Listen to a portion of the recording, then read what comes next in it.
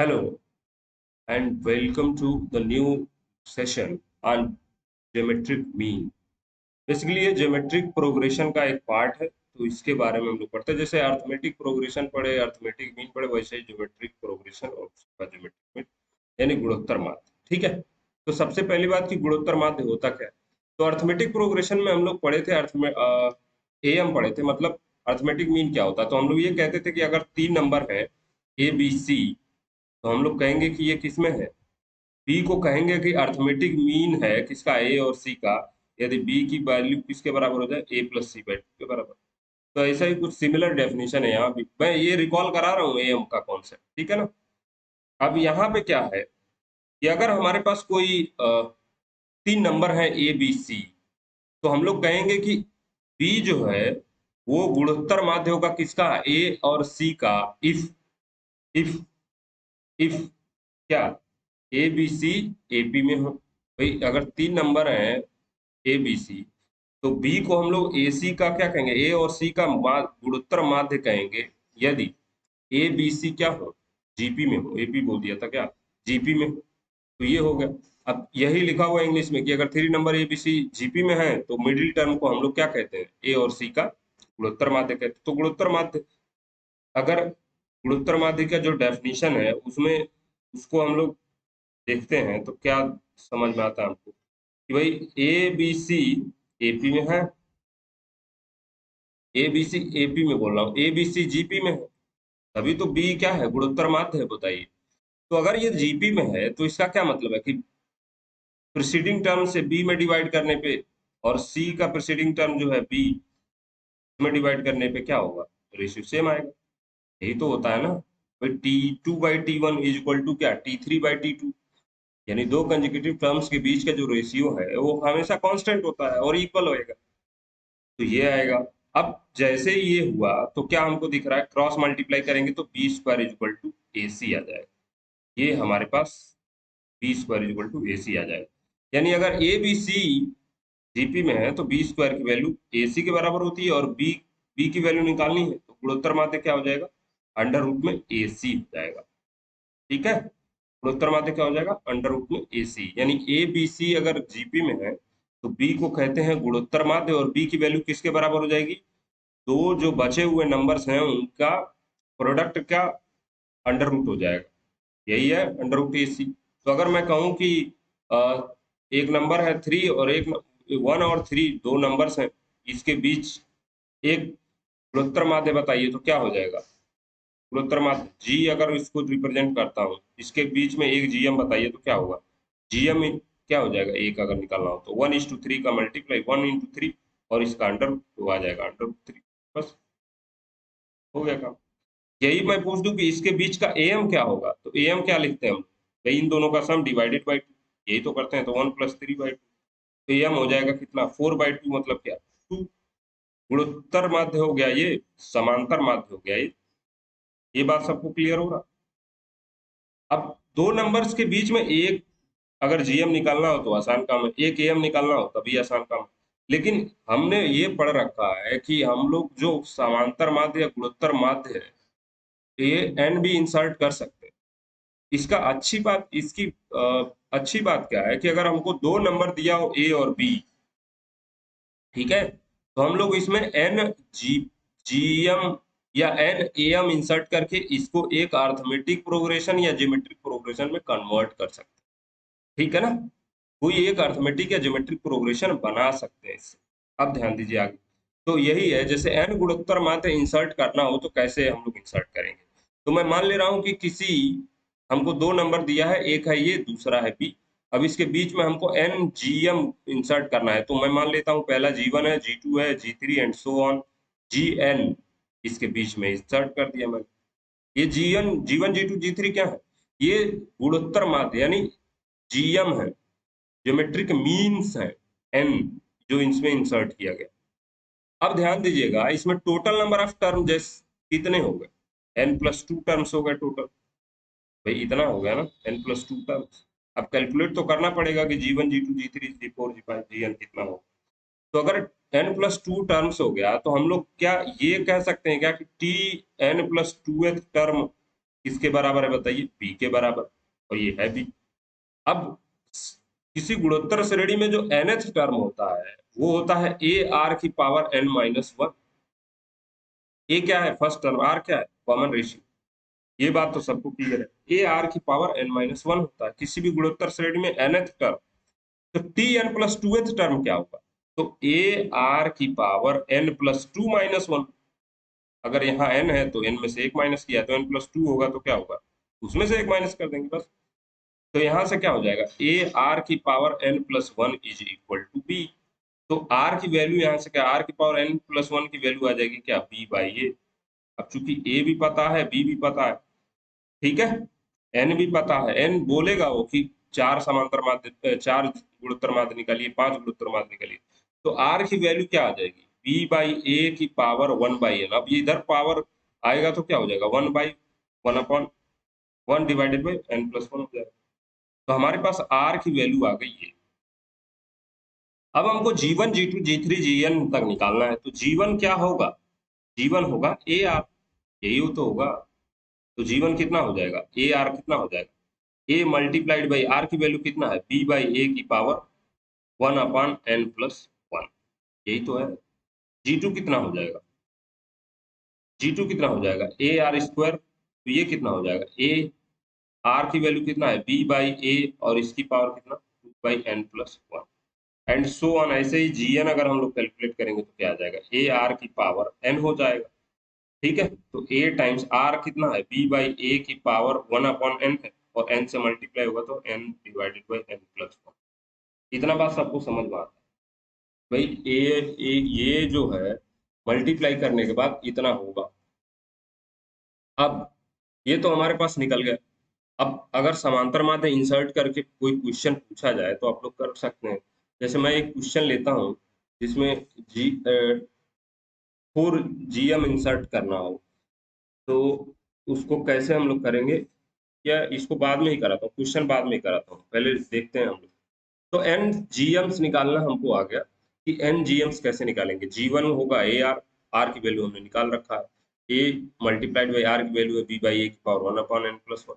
ऐसे ही जी2 निकाल लिया, जी3 निकाल लिया, जीएन तक निकाल लिया। अब जब एएम हम लोग पढ़ रहे थे यानी अर्थमेटिक मीन पढ़ रहे थे, तो उस समय खास बात क्या थी कि जो हमारे पास A1 A2 A3 AN dot dot dot AN था, मतलब एम्स थे एंड उनका सम निकाल रहे थे। तो यहाँ पे क्या निकालेंगे, प्रोडक्ट निकालेंगे। तो वही हम लोग देखते हैं कि प्रोडक्ट ऑफ एन गुणोत्तर माध्य क्या होगा। यानी अगर हम लोग मल्टीप्लाई करें जी1 जी2 जी3 एंड जीएन को, तो क्या आएगा आंसर। तो अब ध्यान रखिएगा, जी1 जी2 जी3 जो सब निकाल चुके हैं हम लोग। जी1 कितना आया है, b a times b by ए की पावर एन प्लस वन। जी2 कितना आया, तो ये आया ए टाइम्स बी बाई ए की power two by N plus one, and so on. G n कितना आया है, ए इंटू बी बाई ए की पावर, ये दिख रहा होगा कि नहीं दिख रहा होगा, अब मुझे तो लग रहा है कि दिख रहा होगा आप लोगों को। लेकिन इसको नीचे लिख दो क्या, इस वाले टर्म को नीचे लिख रहा हूँ, एंड सो ऑन। जीएन जो टर्म होगा ए बी बाई ए की power N divided by N plus one, यही तो होगा। अब इसको मल्टीप्लाई करना है तो देखिए ध्यान से, पहले वाले टर्म में ए है, दूसरे वाले टर्म में भी एक ए है, एन टर्म में सब में ए है। तो ए को एन बार मल्टीप्लाई करेंगे तो ए की पावर है। अब बी बाई ए सब में है, बेस सबका बी बाई ए है, दूसरे वाले ये वाला b by a B by a B by a सब में। लेकिन इसका पावर क्या है, सबका डिफरेंट डिफरेंट पावर है। पहले में है one upon N plus one, दूसरा में है two divided by N plus one, तीसरे में क्या है, three divided by N plus one होगा, एंड सो ऑन। यहाँ nth टर्म में क्या होगा, n divided by N plus one, ये हो जाएगा अपने पास। अब इसी को ऐड कर लेते हैं। अब देखिए b बाई ए हो गया, और ये पावर जो ऐड होगा, तो इसमें सब में n प्लस वन कॉमन है, तो n प्लस नीचे n प्लस वन कॉमन लेते हैं, क्या बचेगा, one plus two plus three plus and so on last में n। अब ये मैंने पहले ही लेक्चर में पढ़ा रखा है कि एक से लेके n तक का ये एपी में है, तो इसका सम कितना होता है, ये तो मैं पढ़ा रखा हूँ, one upon N plus one. ये कितना होता है, तो ये होता है n into N plus one divided by two, बस यही होता है। अब ये हो जाएगा क्या, a की power n, b by a की पावर n+1 से ये n+1 कैंसिल हो जाएगा, तो बचेगा n/2। ये बात सबको क्लियर है। अब ध्यान दीजिए ऊपर ये लिखा हो a की पावर n, यहाँ पे n/2, तो इसको एक साथ कर लेते हैं, a की पावर n, b की पावर n/2, और नीचे वाले को अलग कर लेते हैं, a की पावर n/2। अब ये ऊपर जाके घटेगा यहाँ पे, तो a की पावर n है और नीचे a की पावर n/2 है, तो ये क्या हो जाएगा, a की पावर n/2 इंटू b की पावर n/2। ठीक है, तो अल्टीमेटली क्या होगा हमारे पास, a की पावर n/2, b की पावर n/2। ठीक है, तो इसको क्या मैं ऐसे लिख सकता हूँ क्या, अंडर रूट में ab की पावर n, यही तो है।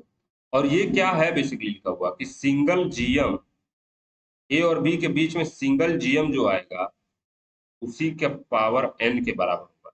यानी अगर मैं प्रोडक्ट करता हूँ G1 G2 G3 G4 G5 and so on Gn तक का, तो आएगा single GM between A and b, a और सी के बीच में। जैसे ए और बी दो, एक बार पीछे देखते हैं हम,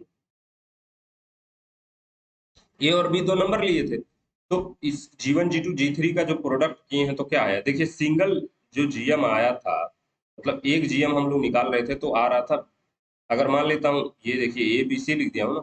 अब देखिए जैसे दो नंबर हमने लिया ए बी, इसके बीच में मैं सिंगल जीएम डालता हूँ एक जी, तो क्या आएगा, जी स्क्वायर की वैल्यू ए बी के बराबर, यही तो आएगा। तो जी की वैल्यू किसके बराबर आएगी, अंडर रूट ए बी के बराबर, यही तो आया भाई। यानी जीमेट्रिक मीन होता है दो नंबर्स का, उनका प्रोडक्ट और उसको अंडर रूट में कर लेते हैं। ठीक है, यही तो है। अब आगे बढ़ते हैं हम। तो यहाँ पे जब मल्टीप्लाई हम लोग कर रहे हैं तो यही आ रहा है अंडर रूट में ए बी, यानी इसका मल्टीप्लीकेशन आ रहा है किसका, ये फर्स्ट टर्म और लास्ट टर्म का मल्टीप्लीकेशन का अंडर रूट, यानी जी, इसके बीच में जो सिंगल है जी का पावर एन आ रहा। अब आगे बढ़ते हैं। अब एक ऑब्जर्वेशन, ऑब्जर्वेशन क्या है, ध्यान दीजिएगा भाई। जीवन हमारे पास क्या है, A1 R, ए आर है। G2 क्या है, AR² है। G3 क्या है, AR³ है, यही तो है, एंड सो ऑन। अब इधर ध्यान दीजिएगा, Gn-1 क्या होगा, AR की पावर n-1, और Gn क्या होगा, AR की पावर n। तो हमारे पास एक ऑब्जर्वेशन क्या है कि अगर G1 को मैं Gn के साथ मल्टीप्लाई करता हूँ, ठीक है, और मैं G2 को Gn-1 के साथ मल्टीप्लाई करता हूँ, और G3 को किसके साथ, Gn-2 के साथ मल्टीप्लाई करता हूँ, एंड सो ऑन। तो ये जो मल्टीप्लीकेशन है वो कितना आएगा, कितना आएगा, A², पहले इसी दोनों को देखिए ना, ए आर का इसमें मल्टीप्लाई करें क्या आएगा, A² आर की पावर n, यही आएगा ना, यही आएगा ना। इन दोनों को भी मल्टीप्लाई करेंगे तो यही आएगा, A² तो आएगा ही आएगा, आर की पावर n, सिंपल सी कॉन्सेप्ट है, A² आर की पावर n। तो मैं कहना ये चाह रहा हूँ कि फर्स्ट और लास्ट से फर्स्ट का जो गुणनफल है वो शुरू से फर्स्ट और शुरू से एंड से जो सेकंड पे है, फर्स्ट शुरू से सेकंड पे है जो, और एंड से जो सेकंड पे है उनका मल्टीप्लिकेशन के बराबर होगा। शुरू से थर्ड और लास्ट से थर्ड है जो, उनके मल्टीप्लिकेशन के भी बराबर होगा। और ये बेसिकली आता कितना है, A² आर की पावर n+1, यही आता है क्या। तो इसका मतलब क्या हुआ कि अगर मैं ए में इंसर्ट किया हूँ G1 G2 Gn तक, ठीक है, तो ये भी तो होगा कि ए और बी को मल्टीप्लाई मैं कर दूं तो वो G1 G2 के G1 और Gn के मल्टीप्लिकेशन के बराबर होगा। तो ये सॉल्व करने के बाद इसमें r की वैल्यू रखेंगे ना, तो सॉल्व करने के बाद आएगा ए बी, अच्छी बात। सॉल्व करने के बाद क्या आएगा, ए बी आएगा। ठीक है, एम में क्या होता था कि भाई दो का सम करते थे हम लोग तो A+B आता था, बस यही डिफरेंस है। अब हम लोग पढ़ते हैं कि एम और जीएम में क्या रिलेशन होता है। तो अब ध्यान रखिएगा, कोई भी पॉजिटिव नंबर अगर होगा तो वो पॉजिटिव नंबर क्यों है, क्योंकि वो जीरो से या तो बड़ा है, जीरो से बराबर है, ये तो होगा। ठीक है, तो मैं एक नंबर लिख रहा हूँ, ये बताना है कि क्या ये पॉजिटिव नंबर है क्या। जैसे मैं लिख रहा हूँ अंडर रूट में a माइनस का अंडर रूट में b का स्क्वायर, क्या ये पॉजिटिव नंबर है, है, क्योंकि पावर 2 है। किसी भी नंबर के पावर अगर 2 होगा तो वो 0 से तो बड़ा होगा ही होगा, या तो 0 होगा या 0 से बड़ा। ये बात सबको समझ में आ रहा है। अब इसी को थोड़ा एक्सपेंड करिएगा, क्या होगा। ए और बी दो नंबर है, इसका अंडर रूट माइनस करके ए से लिया, तो पहले वाले का स्क्वायर होगा ए। ये तो बात सबको समझ में आ रही। Plus a square plus b square, दूसरे का square b, minus 2 into a into b, यही होगा ना, is greater than or equal to. बस। अब ये क्या लिखा हुआ है, a plus b is greater than, अब इसको मैं इधर कर लूं, 2 अंडर रूट में ए भी लिख दूं, क्या ए और बी का प्रोडक्ट, ये लिख दूं, कोई समस्या नहीं। तो ये क्या लिखा हुआ है, A B by 2 always greater than under root में क्या, ए बी, यही तो लिखा हुआ है। अब ध्यान रखिएगा, ए और बी अगर दो नंबर्स गिवन हो तो इनके बीच का एम क्या होता है, M between A and B क्या होता है, ए प्लस बी बाई 2, भाई यही तो होता है। और ए और बी दो नंबर दिए हो तो जीएम इनके बीच का क्या होगा, तो अंडर रूट में ये भी हमने पढ़ा है। तो क्या ये एम लिखा हुआ है ए और बी के बीच का, यस। और ये क्या जीएम लिखा हुआ है, तो यस। तो एम हमेशा क्या होता है, जीएम से बड़ा होता है या उसके बराबर होता है। तो M is greater than or equal to GM होता है। ठीक है, ये हमेशा रिजल्ट है, याद रखना। अब क्वेश्चन करते हैं हम लोग कि एम जीएम पे कितने सारे थ्योरी पढ़ लिए, क्वेश्चन देखते हैं। जैसे क्वेश्चन नंबर 1 है, मैं सॉल्व करता हूँ उसको। क्वेश्चन नंबर 1 क्या कह रहा है, find GM between this and this, तो एक ही जीएम फाइंड करना है। ए दिया है हमारे पास कितना 3/2, बी दिया है कितना, बी कितना 27/2, तो जीएम कितना हो जाएगा, GM is equal to, GM is equal to होता है अंडर रूट में ए बी, तो अंडर रूट में ए बी लगा दीजिए। अंडर रूट में ए बी क्या, यानी 3/2 मल्टीप्लाइड बाई क्या 27/2, यही तो। और नीचे 2 बार 2 है तो 1 बार 2 बाहर आ जाएगा, ऊपर क्या है, ये देखिए 9 3 27, तो 9 आ जाएगा, बस आंसर है ये सबको समझ में आ रहा है, क्लियर है। अब आगे क्वेश्चन नंबर 2 का आंसर देखते हैं। क्वेश्चन नंबर 2 में जीएम निकालना है। ए कितना दिया हुआ है, पहला टर्म दिया है भाई एक्स प्लस वाई की पावर 5। बी कितना दिया हुआ है, बी दिया हुआ है 1/x+y की पावर 3। ठीक है, तो जीएम निकालना है, तो जीएम कितना आ जाएगा, अंडर रूट में ए बी होता है, तो ए का मल्टीप्लाई, और ए कितना है, तो ये है x+y की पावर 5, यही तो है। और मल्टीप्लाई किसके साथ करना है, तो 1/x+y की पावर 3, तो आएगा कितना ये, तो अंडर रूट में आ जाएगा x+y की पावर 2, और अंडर रूट में अब ये क्या आता है, बाहर आएगा तो x+y, यही आंसर है अपना। तो जीएम कितना, x+y। ठीक है, आगे इंसर्ट 4 GM बिटवीन 160 एंड 5, तो 160 और 5 के बीच में हमको 4 GM ऐड इंसर्ट करना है, तो मैं मान लेता हूँ G1 G2 G3 और G4। ठीक है, और ये 5 हो गया, ये इंसर्ट करना है, ये सोल्यूशन कर रहा हूँ। अब अब क्या करना होगा, अब क्या करना होगा बताइए। तो जैसे ही हमने इंसर्ट किया तो हमको ये पता चला कि हमारे पास जो ए है वो कितना है, 160 है, और बी कितना है, 5 है। तो क्या निकालना पड़ेगा अब हमको, या तो आप फॉर्मूला लगाइए, फॉर्मूला जो हमने ए और बी में पढ़ा, या फिर वही बेसिक बेसिक तरीके से करते हैं इसको, कि कैसे हम लोग सॉल्व करेंगे। तो ध्यान रखिएगा, इसमें टोटल नंबर ऑफ टर्म कितने हो गए भाई, टोटल नंबर ऑफ टर्म इसमें कितने हो गए, जो हमने इंसर्ट किया 4 GM इंसर्ट किया, तो टोटल नंबर ऑफ टर्म कितने, 6, यही तो हुआ भाई। टोटल नंबर ऑफ टर्म्स इसमें कितने हुए, 6 टर्म हुए। तो सिक्स्थ टर्म क्या है, सिक्स्थ टर्म क्या है, सिक्स्थ टर्म यानी T6 क्या है, तो T6 है 5। अब इस T6 जीपी में 6 क्या होता है, तो AR की पावर 5, 6 - 1 यानी AR की पावर 5 = 5, यही तो हुआ। ए की वैल्यू कितनी है, तो 160, आर की वैल्यू हमको पता करना, ये निकालना पड़ेगा, तो 5, तो आर की वैल्यू R की पावर 5 = क्या, 5/160, तो आर की वैल्यू किसके बराबर आ जाएगी, तो 5/160 की पावर 1/5। इतना बात सबको क्लियर होगा, ठीक है, इतनी बात सबको क्लियर होगा। या फिर इसको देखते हैं कट के कि कुछ कट रहा है क्या, ये 5 से कटेगा क्या, यहाँ पे आएगा कुछ 5, 160 में अगर 5 से मैं डिवाइड करता हूँ तो क्या आएगा, 5 6 15, 5 10 यानी 32 आएगा ये। ठीक है, इसको मैं मिटा रहा हूँ थोड़ा, टाइम के लिए, क्योंकि आर की वैल्यू आसानी से निकल पा रहा। ठीक है, आर की वैल्यू आसानी से निकल पाएगी भाई। 5 से डिवाइड कर देंगे, 5 एकम 5 और 5 32 से मल्टीप्लाई करेंगे तो आएगा 160। ठीक है, तो आर की पावर 5 इज इक्वल टू आ रहा है 1/32, और इसको क्या लिख सकते हैं हम लोग, 1/2 की पावर 5 लिख सकते हैं। यही तो लिखते हैं। आर की वैल्यू किसके बराबर आ गई, 1/2 के बराबर। ए पता चल गया, आर पता चल गया, तो जीवन कितना, जीवन कितना, जीवन होगा ए आर।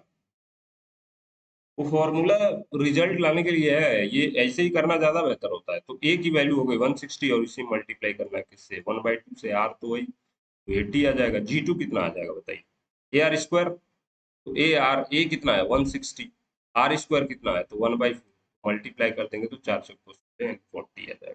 ऐसे ही जी थ्री कितना आ जाएगा, ए आर क्यूब लगा देंगे तो कितना आ जाएगा 160 मल्टीप्लाइड बाई 1/2 की पावर 3 यानी 8, तो 8 + 16 यानी 20 आ जाएगा। ऐसे ही जी फोर कितना आ जाएगा, ए आर की पावर 4, ये कितना आ जाएगा तो 160 multiplied by 1 divided by 16 is equal to 10, ये आ जाएगा। तो हमारे पास यही आंसर है, 80, 40, 20 और 10। ठीक है, ये 4 जीएम्स आ गए। ठीक है, दूसरा नंबर क्वेश्चन, नेक्स्ट क्वेश्चन देखिए इसको कैसे सॉल्व करना। कह रहा है कि जी is the one GM and P and Q are two AMs between two numbers. Let the two numbers are, पहले तो दो नंबर्स मानना पड़ेगा ना, तो हिंदी में लिख दूं क्या, तो हिंदी बेल्ट के, हिंदी में भी कुछ लोग पढ़ने वाले हैं तो हिंदी में भी लिख लीजिए। इरेज ऑल स्लाइड हो गया। तो सॉल्यूशन में क्या लिखेंगे, सबसे पहले तो मान लेंगे भाई, क्योंकि दो नंबर्स के बीच का दिया हुआ है, तो माना कि क्या, ए और B, A and B are, क्या बताऊं मैं, ए एंड बी, अब इसको इंग्लिश में लिखे है, a let the numbers are, मुझे हिंदी में दिक्कत हो रही, let the numbers are a and b, a और बी मान लेते हैं हम लोग दो नंबर। ठीक है ना, हिंदी में लिख लीजिए, माना कि दो संख्याएं ए और बी है। तो पहला, according to question A T Q, according to question, पहला शर्त क्या है, कंडीशन फर्स्ट क्या है भाई, कि जी जीएम है ए और बी का, तो जी जीएम है अगर, तो जी स्क्वायर की वैल्यू ए बी के बराबर होगी, अकॉर्डिंग टू फर्स्ट कंडीशन। यहाँ पे लिखिएगा कंडीशन फर्स्ट, यही तो होगा कि जी स्क्वायर की वैल्यू ए बी के बराबर, क्योंकि जी क्या है, जीएम है ए और बी का। अकॉर्डिंग टू कंडीशन टू क्या है, सेकंड कंडीशन क्या होगा, तो यहाँ लिख लीजिएगा condition two, 82 question condition number 2।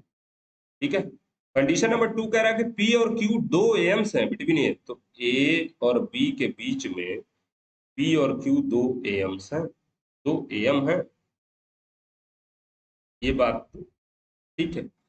तो एम है तो क्या होगा, पी की वैल्यू किसके बराबर होगी और क्यू की वैल्यू किसके बराबर, ये हमको पता करना होगा। तो अगर एपी एम है तो ये तो चारों टर्म मिला के एपी में भी होंगे, ये एपी में होंगे, एपी में होंगे। ठीक है, विल बी इन एपी, तो एपी में है तो क्या फायदा है इसका भाई। तो किसी भी, अभी हमने पढ़ा कि अगर तीन टर्म एक साथ हम लोग लेते हैं तो बीच वाले का दो गुना, यानी बीच वाले का दो गुना, कोई तीन टर्म्स में ले रहा हूँ एपी का, तो बीच वाले का दो गुना, यानी ये पहले शुरुआत के तीन टर्म में लेता हूँ तो बीच वाले का दो गुना बाकी के सम के बराबर होगा। और ऐसे भी नहीं समझ में आ रहा तो पहले दो में अप्लाई करिए। ऐसे क्या, p minus A is equal to क्या हो जाएगा, q माइनस पी, ये तो होगा ही होगा। अब p को इधर लाएंगे तो क्या होगा, 2p minus A is equal to इधर q। अब क्या करूँ, ये 2p को इधर ही रहने देता हूँ, a को इधर कर देता हूँ, अब q को भी इधर ला लेता हूँ, 2p minus Q is equal to a की वैल्यू आ जाएगी।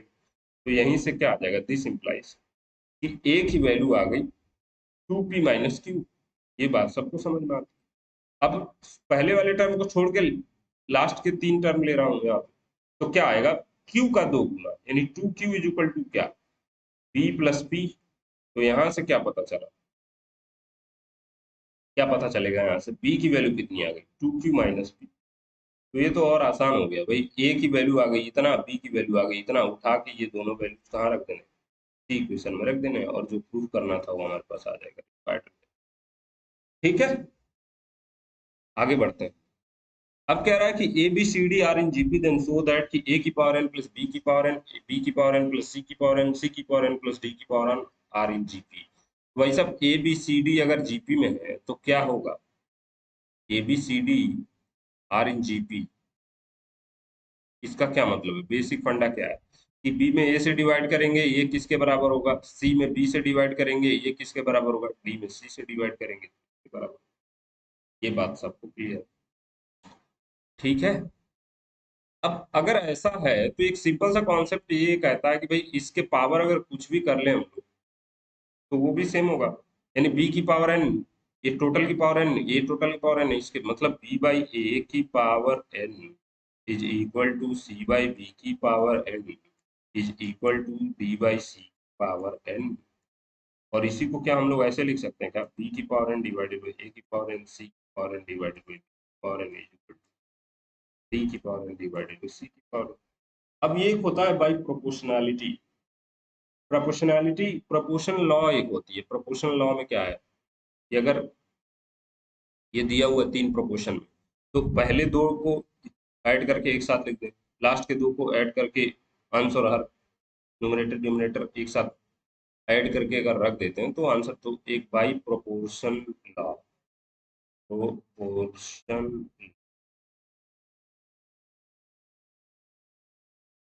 क्या हो जाएगा, बी की पावर एन प्लस सी की पावर एन डिवाइडेड बाई ऊपर वाला ऊपर ऐड कर दीजिए, ए की power N is equal to क्या, अब इन दोनों में लगा दीजिए सी की पावर एन डी की power N divided by B की पावर एन सी की पावर, आ गया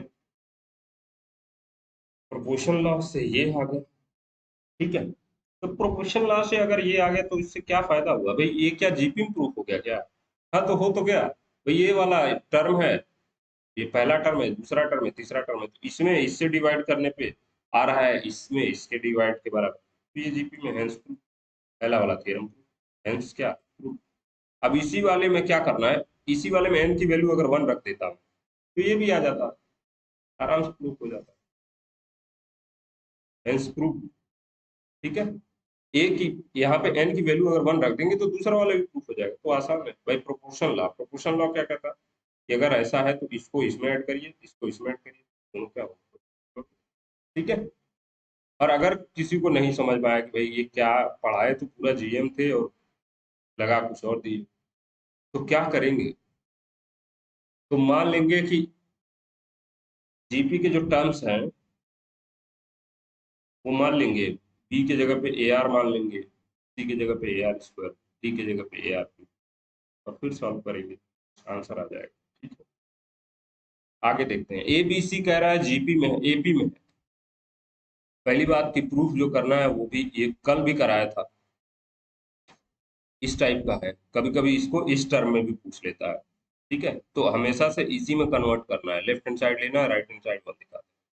तो पहले दिया है अकॉर्डिंग टू क्वेश्चन क्या है, क्वेश्चन के हिसाब से क्या है कि भाई ए बी सी एपी में है तो क्या होगा, ए बी सी एपी में है तो क्या क्या फायदा है उसका, या क्या क्या लगता है क्या होना चाहिए, तो ए बी सी अगर एपी में है तो क्या हो जाएगा, two b is equal to a plus c, ये समझ में आता है भाई, बीच वाले का 2 गुना ए प्लस सी के बराबर होगा, यही तो होगा।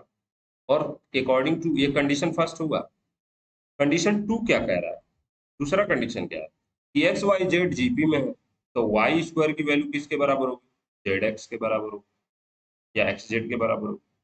अब लेफ्ट हैंड साइड लीजिए इसका, क्वेश्चन का जो कह रहा है एक्स की पावर बी माइनस सी, वाई की पावर सी माइनस ए और जेड की पावर ए माइनस बी की वैल्यू 1 होगा।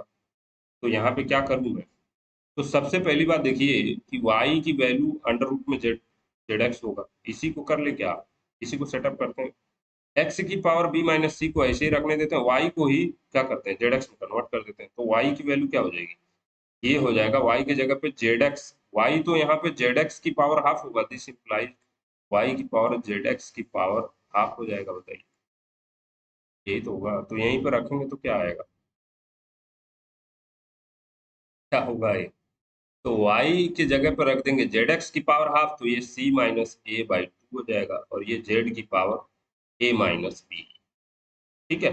अब देखिए x वाला टर्म एक पास करिए, x की पावर b माइनस ए, इसको z की पावर क्या लिखा हुआ है, c minus A by two, और x की पावर क्या लिखा है, यही c minus A by two, और यहाँ पे z की पावर a माइनस। अब x वाला सारा एक पास करिए, तो पावर चूंकि बेस सेम है तो पावर क्या हो जाएगा, ऐड हो जाएगा, तो b माइनस ए, और क्या प्लस का क्या, c minus A divided by to, और ऐसे ही z की पावर क्या, a माइनस बी, और प्लस क्या, c minus A divided by to. अब इसको सॉल्व करना, तो ये देखिएगा x की पावर b माइनस ए जो लिखा हुआ है, b माइनस ए, इसको थोड़ा सॉल्व करते हैं, तो ये क्या हो जाएगा, टू बी माइनस क्या, माइनस टू ए, प्लस क्या, c minus,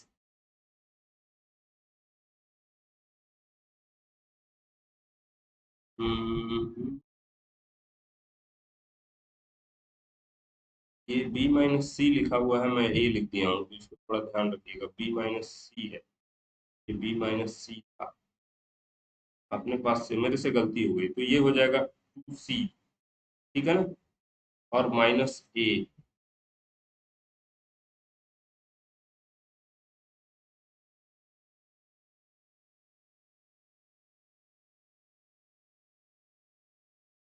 divided by two, ऐसे जेड की पावर आ जाएगा, ये है कितना भाई, two A minus two B plus C minus A divided by to,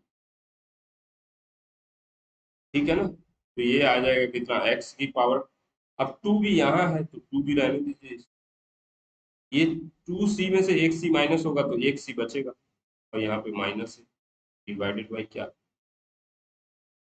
अब क्या हो जाएगा, जेड की पावर यहाँ पे क्या आ जाएगा, फिर टू ए को टू ए रहने देते हैं, तो टू ए में से एक ए जाएगा तो एक ए बचेगा ना, और सी है तो प्लस वाला यहाँ ले लेते हैं, माइनस का, और डिवाइडेड बाई टू।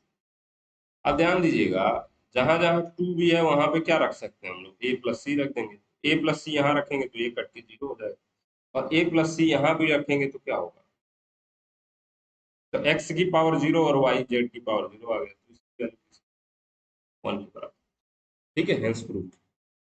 अब कह रहा है कि ये क्वेश्चन अच्छा है, कह रहा है कि ए एम, ए और बी के बीच में वो ट्वाइस है G M between A and B, तो सबसे पहले ए एंड बी के बीच में ए एम कितना होगा, तो ए एम होगा a plus B by two, G M कितना होगा भाई, तो जी एम होगा अंडर रूट में ए बी।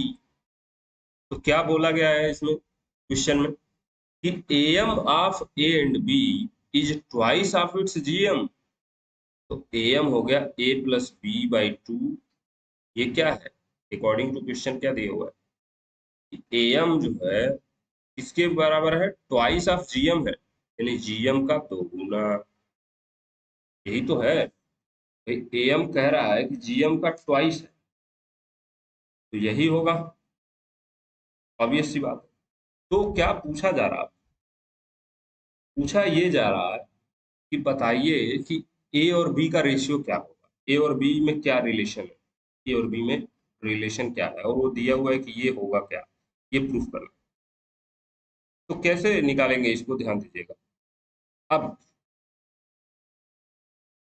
थोड़ा सा एक ध्यान देने वाली बात क्या है, कैसे इसको सॉल्व कर,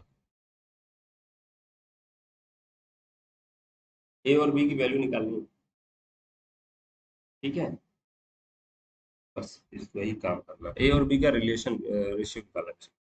तो ये लिखा है ए प्लस बी, और अगर मैं अंडर रूट टू को, अंडर रूट ए बी को इधर लिख ले तो यहाँ पे लिख के आ जाऊँ, तो ये हो जाएगा टू बाई वन,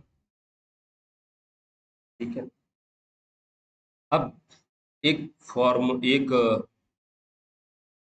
चीज बताता हूँ, जैसे M by N is equal to अगर सी बाई डी है, तो एक मेथड होता है कंपोनेंटिव एंड डिविडेंडो, मतलब क्या है, उस कंपोनेंटिव एंड डिविडेंडो का मतलब होता है कि अगर एम में मैं एन ऐड करता हूँ, और एम में से मैं अगर ऐसे लिखता हूँ, तो ये क्या हो जाएगा, C plus D divided by C minus D के इक्वल होगा, इसी को कहते हैं कंपोनेंट और डिविडेंड।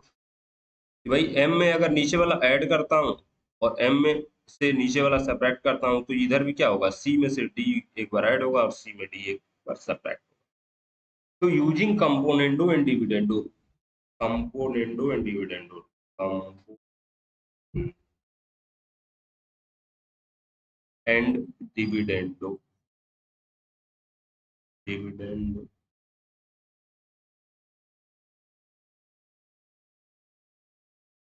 क्या हो जाएगा बताइए, कंपोनेंडो एंड डिविडेंडो लगा देंगे तो क्या हो जाएगा, ए प्लस बी में अगर मैं नीचे वाला ऐड कर दूं, या ए प्लस बी में मैं नीचे वाला सब्ट्रैक्ट कर दूं, तो इधर भी यही चीज अप्लाई हो जाएगा।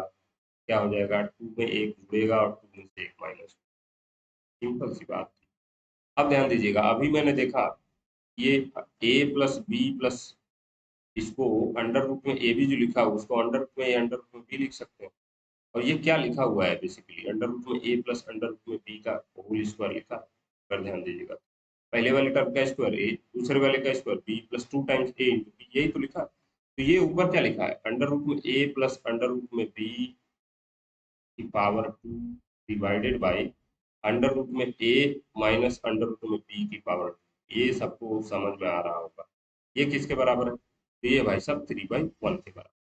ठीक है, अब कंपोनेंटो डिविडेंडो रूल समझ में आया, यही है, m बाई एन है is equal to C by D के बराबर। तो m में अगर n जोड़ते हैं और m में से n घटाते हैं, इनका रेशियो लेना है, तो क्या होगा, सी बाई डी और सी माइनस डी, यही होगा। जो इधर लेफ्ट साइड ऑपरेशन लगाएंगे वही राइट साइड। ठीक है, यही है,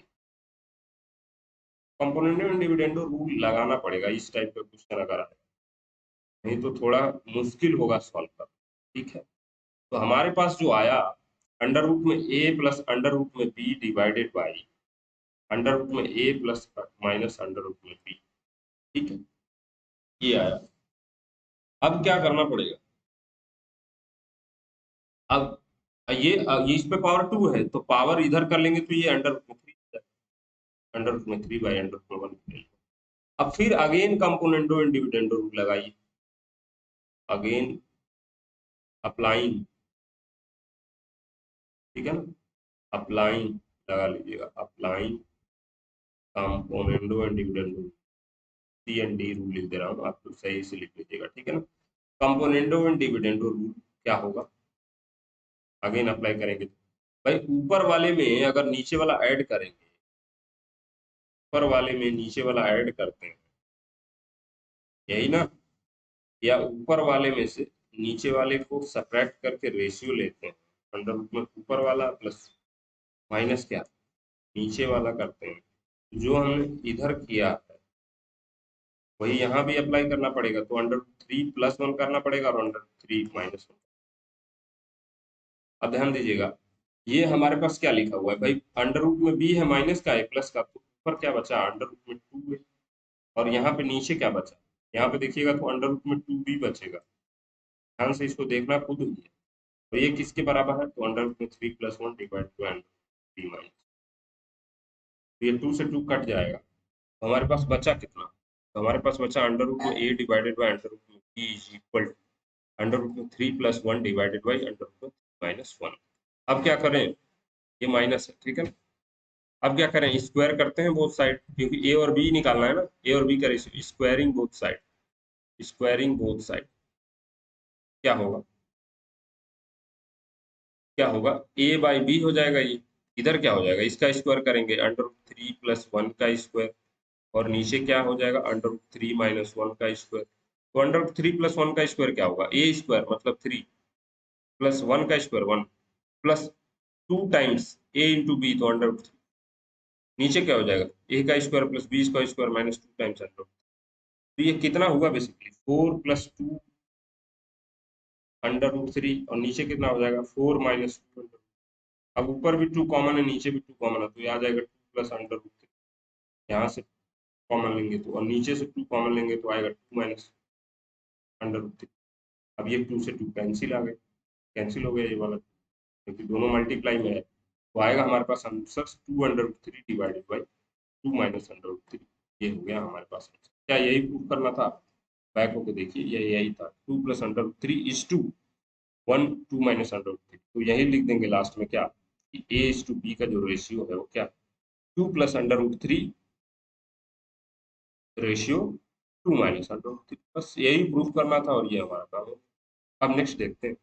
नेक्स्ट कह रहा है कि A B C are GP are in GP, then prove that कि log A log B log C क्या होंगे, एपी में होंगे। तो सॉल्यूशन देखिए इसका।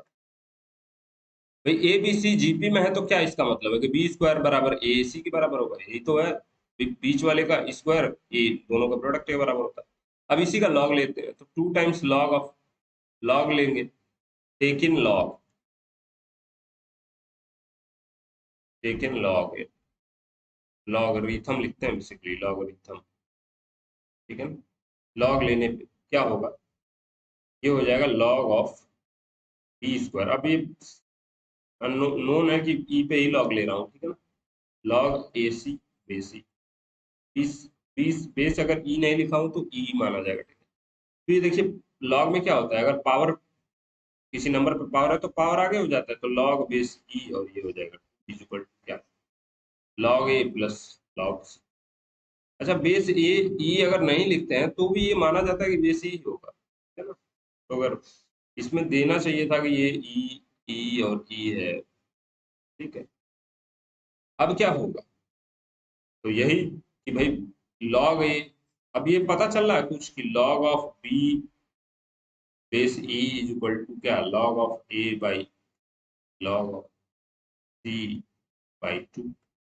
इसका क्या मतलब है कि भाई बी ए एम हो गया ना इन दोनों के बीच का, इसलिए log A log B log C क्या है, एम एपी में। यहाँ सभी लॉजिक लगा सकते हैं। बीच वाले का 2 गुना, इसका 2 गुना, इन दोनों के सम के बराबर है, यहाँ पे लिखा हुआ। तो ये एपी में हो गया, ठीक है ना। या अगर ये भी नहीं समझ में आ रहा तो क्या करेंगे, ये 2 टर्म का एक साथ दिखाएंगे कि माइनस होके दोबारा। अब नेक्स्ट क्वेश्चन दिया हुआ कि एम और GM between 2 numbers is given in the ratio 5:3। तो find the ratio so that the number are in the ratio. तो अभी ये क्वेश्चन हमने किया है, एम और जीएम मान लेते हैं हम लोग 2 नंबर ए और बी है, ठीक है। A and B are 2 numbers. तो एम क्या हो जाएगा, ए प्लस बी बाई 2, यही तो होगा। और कह रहा है जीएम, इसका जीएम अंडर रूट में ए बी होगा, और इसका रेशियो कह रहा है 5/3 है। तो कह रहा है कि ए और बाई बी का रेशियो प्रूफ करिए कि 9:1 होगा, यही प्रूफ करना है। तो ये ऐसा क्वेश्चन तो हमने करा रखा है ना। ये 2√3, फिर इसमें क्या लगाएंगे, कंपोनेंडो और डिविडेंडो के अलावा कोई भी नहीं लगता, बस वही एक रूल लगेगा यहाँ। कंपोनेंडो और डिविडेंडो लगाइएगा, काम आसान हो जाएगा, यही आंसर आएगा, ठीक है। जैसे इसके पहले हम लोग सॉल्व किए थे। Find the 3 numbers in GP whose sum is 42 and product is. तो जब प्रोडक्ट की बात आ गई तो जीपी में 3 नंबर अगर लेना होगा तो क्या लेंगे हम लोग। तो पहली बात ए बाई आर, ए आर लेंगे। अब कह रहा है सम इज 42, तो ए बाई आर प्लस कंडीशन 1 के अकॉर्डिंग, अकॉर्डिंग टू क्वेश्चन क्या है, इनका सम क्या है 42 के बराबर, ठीक है। सम 42 के बराबर। और क्या दिया हुआ, एंड प्रोडक्ट यानी A R into A r square, ये किसके बराबर है 512 के बराबर। यानी अब देखिए ये आर स्क्वायर है यार, तो इसमें क्या, इसको प्रोडक्ट करेंगे तो ए क्यूब की वैल्यू किसके बराबर हो जाएगी 512 के बराबर। तो ए की वैल्यू किसके बराबर आएगी, ए की वैल्यू किसके बराबर आएगी, ये इसमें ये किसका पावर 3 लगाने पे 512 आएगा। तो क्या लग रहा है 8 पे आएगा क्या, 8 को 3 बार मल्टीप्लाई करके देखिए क्या, 8 टाइम 64 मल्टीप्लाइड बाई 8 तो 512 आएगा। तो ये लिखा हुआ 8 की पावर 3, तो ए की वैल्यू हमारे पास आ जाएगी 8। और जैसे ही ए की वैल्यू आ जाएगी, अब इस वाले इक्वेशन को सॉल्व करना है, इसमें रखेंगे।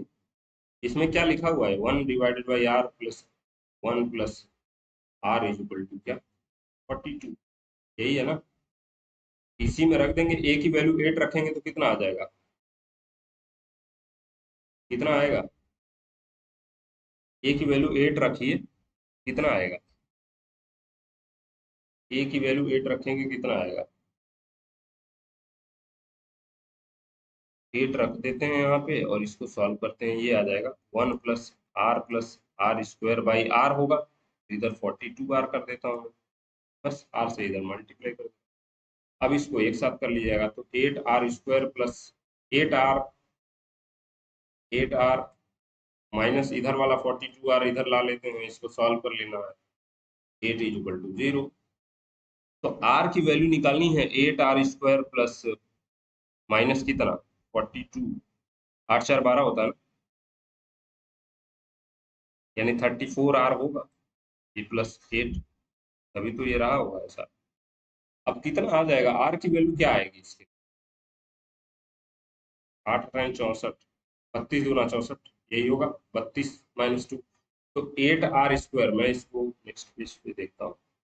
8r² माइनस क्या 34 के जगह पे क्या लिख दूँ 32 plus 2 into R plus 8 is equal to 0। तो यहाँ पे आ गया 8r² माइनस का क्या 32r माइनस का 2r प्लस का 8 इज इक्वल टू 0।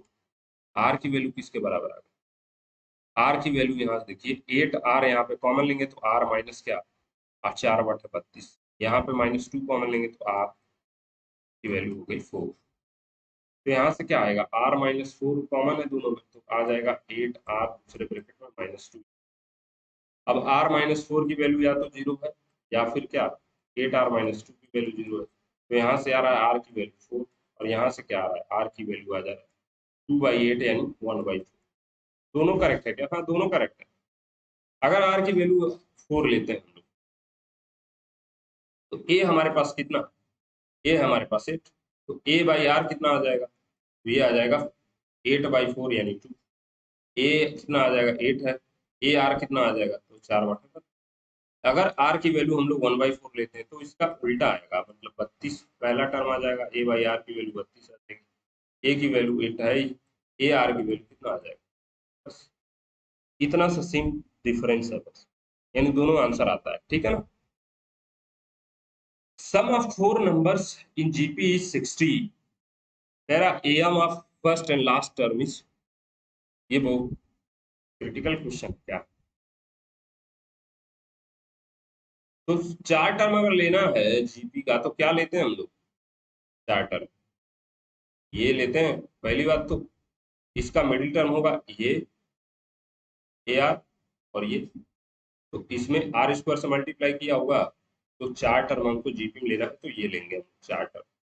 अब इसमें condition first according to question, पहला कंडीशन है कि इनका सम जो दिया हुआ है यानी a/r³ a/r ar plus ar³ ये कितना है 60 के बराबर, ठीक है।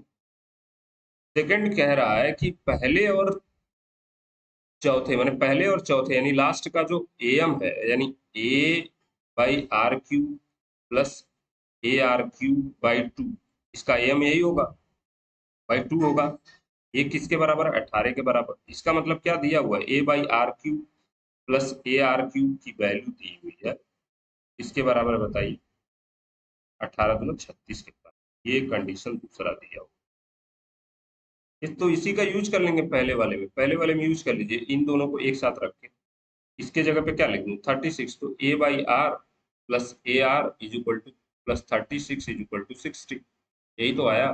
तो a/r plus ar is equal to कितना 36 में से माइनस करेंगे कितना आएगा, तो 10 में से 6 गया 4, 24 आएगा, यही तो होगा ना।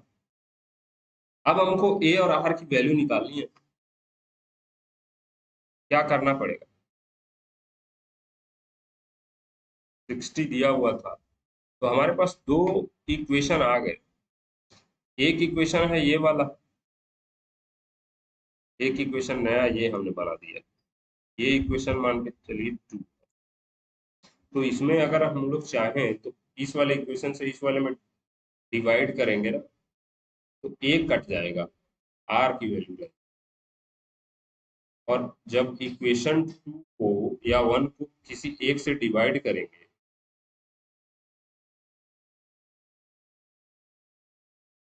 किसी एक से डिवाइड करेंगे तो ये कैलकुलेशन बहुत लेंदी हो जाएगा, क्योंकि इसमें आर की पावर 6 आ रहा है। तो इसी को अवॉइड करने के लिए, ठीक है, इसी को अवॉइड करने के लिए यहाँ पे हम लोग जो 4 नंबर लेंगे वो ये ले लेते हैं हम लोग, ए आर स्क्वायर और ए आर क्यूब ले लेते हैं। ये इससे ज्यादा आसानी से मुझे लग रहा है सॉल्व हो जाएगा अकॉर्डिंग टू क्वेश्चन क्या दिया हुआ है। भाई साहब पहले इनका सम दिया हुआ है, सबसे पहले जीपी के सारे टर्म्स का सम दिया हुआ है कि 60 है तो ठीक है 60। अब कह रहा है फर्स्ट और लास्ट का जो एम है यानी इतना बटा 2 ये किसके बराबर है? 18 के बराबर। ये पहला कंडीशन था, ये दूसरा कंडीशन था। अब ये 18 के बराबर है मतलब क्या? ए आर क्यूब की वैल्यू 18 दूना 36 ये हो गया। अब इतने की वैल्यू तो आ गई। इसका क्या मतलब है? ए 1 प्लस आर क्यूब की वैल्यू किसके बराबर है? 36 के बराबर। यही है ना? ठीक है। अब देखिए ये ए और आर क्यूब यहाँ लिखा हुआ है तो इसी में रख देंगे 18 की जगह 36, इनकी जगह 36, तो A r plus a r square और प्लस क्या 36 की वैल्यू आ जाएगी 60 के बराबर। तो हमारे पास a r plus a r cube की वैल्यू ए आर स्क्वायर की वैल्यू किसके बराबर? 36 माइनस 60 यानी 420। ठीक है। अब यहाँ से क्या पता चला कि ए आर यहाँ पे कॉमन है और बचेगा क्या 1 plus R is equal to क्या 24। अब ये हमारे पास आ गया इक्वेशन 2, इसको मान ले रहा हूँ मैं इक्वेशन 1। अब क्या कर रहे हैं हम लोग? नेक्स्ट पेज पे चला जाऊं क्या? हाँ। तो इक्वेशन 2 डिवाइडेड बाई कर दे रहा हूँ इक्वेशन 1। तो ध्यान दीजिएगा 2 है हमारे पास ए आर 1 प्लस आर, ठीक है, इज इक्वल टू कितना? इज इक्वल टू है 24। और जो हमारे पास इक्वेशन 1 है वो है ये वाला, ये इक्वेशन 1 है। ठीक है। 1 plus R cube 36, A 1 plus R cube is equal to 36 को इसमें 36 से डिवाइड कर दीजिए बस। अब इसको सॉल्व करिए, ए से ये कैंसिल हो गया, ये बचा आर, मतलब ये मल्टीप्लाई करके आर प्लस आर स्क्वायर और नीचे क्या लिखा है 1 plus R cube is equal to क्या, इधर क्या होगा 8 3 का 24, 8 से को 32, नहीं नहीं किससे कटेगा? 4 से कटेगा तो क्या 4 बटे 32 और 4 नहीं है 36, ये 9 से मल्टीप्लाई कर दीजिए 9 आर प्लस 9 आर स्क्वायर और यहाँ पे हो जाएगा 8 प्लस 8 आर क्यूब। ठीक है। तो आप लोग अब ये हो जाएगा हमारे पास 8 आर क्यूब माइनस का 9 आर स्क्वायर माइनस का 9 आर माइनस का 8 प्लस का 8 जीरो। तो इन दोनों में क्या कॉमन? इन दोनों में क्या कॉमन?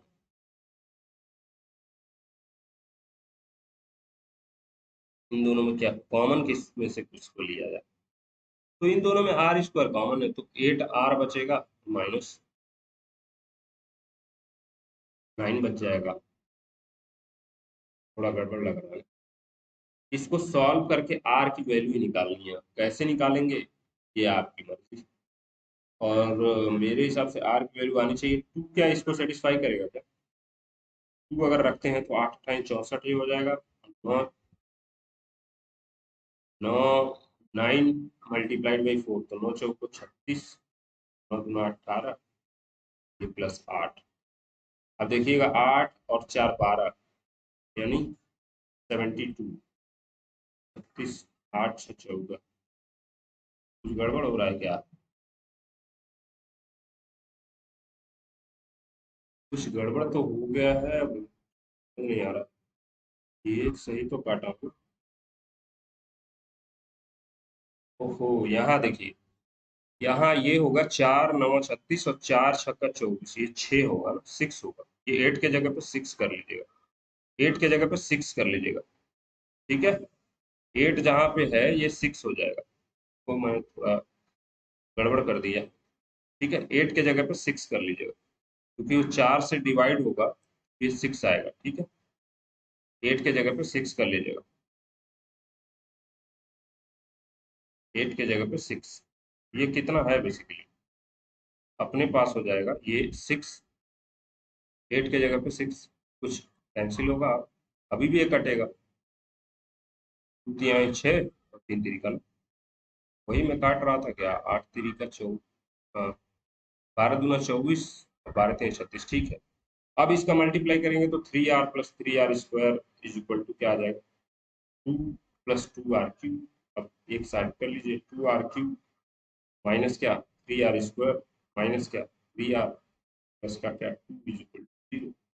बस तो यहाँ से अब सॉल्व करके निकालना है, तो आर की वैल्यू 2 के लिए सेटिस्फाई करेगा, आर की वैल्यू 2 के लिए सेटिस्फाई करेगा। ठीक है ना? आर की वैल्यू 2 रखेंगे इसमें तो ये सेटिस्फाई करेगा, और 2 ही नहीं, इवन 1/2 भी सेटिस्फाई करेगा। ठीक है ना, दो वैल्यू आएंगी यार। ठीक है, तो जो हमारे लिए सोल्यूशन का पार्ट होगा, ठीक है, एक वैल्यू शायद निगेटिव आ जाए, वो हमारे सोल्यूशन का पार्ट नहीं होगा। तो आर की वैल्यू आ गई कितना, यहाँ पे आर की वैल्यू अगर 2 रखेंगे तो ये आ जाएगा 8, 8 दूना 16। यहाँ पे 2 रखेंगे तो कितना आ जाएगा, 4 3 12। यहाँ पे 2 रखेंगे तो ये 3 दूना 6 प्लस, ये देखिए 16 और 2 18 और 12 6 18, यानी आ रहा है। ठीक है, तो 2 और 1/2 हो जाएगा आंसर। ठीक है, तो मेरे पास जो वन आर की वैल्यू हो गई 2, तो आर की वैल्यू 2 क्या करेंगे, इसके बैक इसमें रख देंगे आर की वैल्यू, इसमें रख सकते हैं आर की वैल्यू, तो रख दीजिए आर की वैल्यू 2 आएगा, ये कितना हो जाएगा, ये 3 हो जाएगा इक्वल टू 24। तो यहाँ से आ जाएगा ए की वैल्यू, ए की वैल्यू कितना आ जाएगा आर की वैल्यू, तो 6 चौको 24, 4 आ गया। तो आर ए की वैल्यू आ गई 4, तो आर ए आर आ जाएगा दूसरा टर्म, 4 दूना 8, फिर क्या 16, फिर क्या 32, यही आंसर है। ठीक है, और वह R R is equal to 1/2 लेंगे तो इसके अपोजिट आएगा आंसर, पहले 32 आएगा, फिर 16, फिर 8, फिर 4। ठीक है, तो मुझे लगता है कि यही तक था। ठीक है, तो thank you and keep learning.